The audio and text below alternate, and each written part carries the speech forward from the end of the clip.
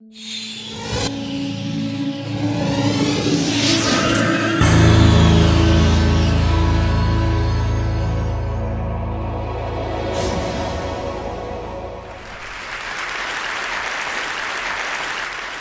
name is Joshua Walters. I'm a performer.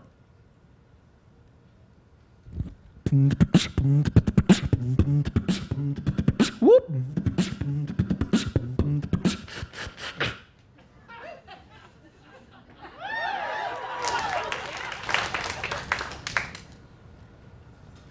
But as far as being a performer, I'm also diagnosed bipolar.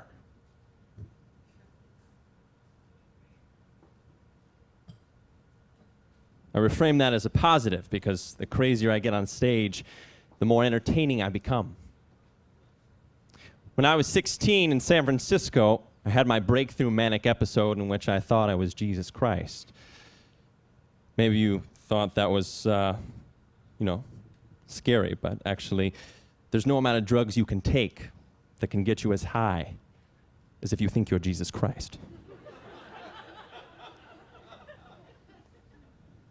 I was sent to a place, a psych ward. And in the psych ward, everyone is doing their own one-man show.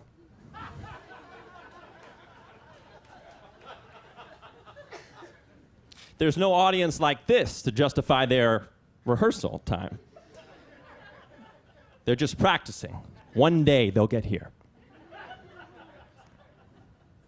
Now, when I got out, I was diagnosed and I was given medications by a psychiatrist.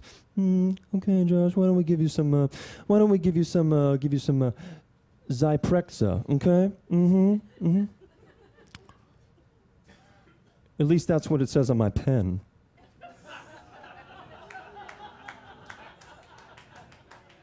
Some of you are in the field, I can see.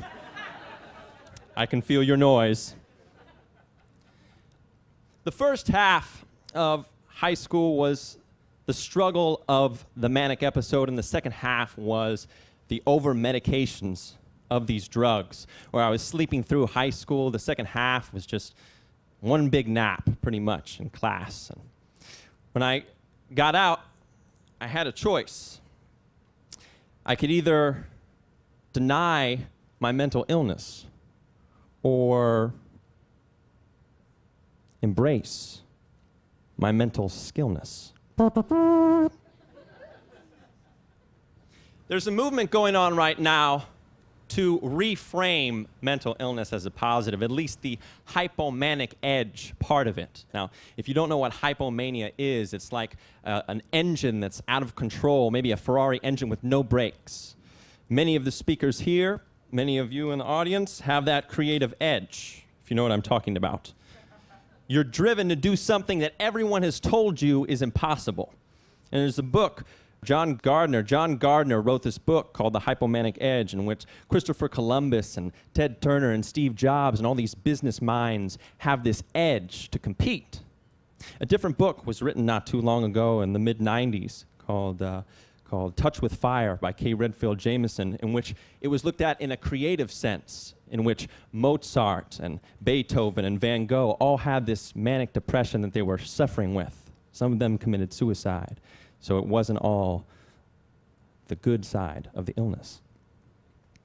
Now, recently, there's been development in this field, and there was an article written in the New York Times, September 2010, that stated, it's just manic enough. Just be manic enough, in which investors were looking for entrepreneurs that had this kind of spectrum, if you know what I'm talking about. Not maybe full bipolar, but they were in the bipolar spectrum. Where on one side, maybe you think you're Jesus. And on the other side, maybe they just make you a lot of money. Your call, your call. And everyone's somewhere in the middle. Everyone's somewhere in the middle. So maybe, there's no such thing as crazy. And being diagnosed with a mental illness doesn't mean you're crazy, but maybe it just means you're more sensitive to what most people can't see or feel. Maybe.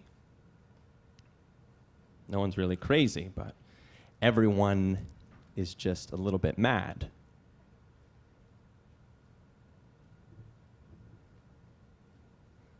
How much depends on where you fall on the spectrum. How much depends on how lucky you are. Thank you.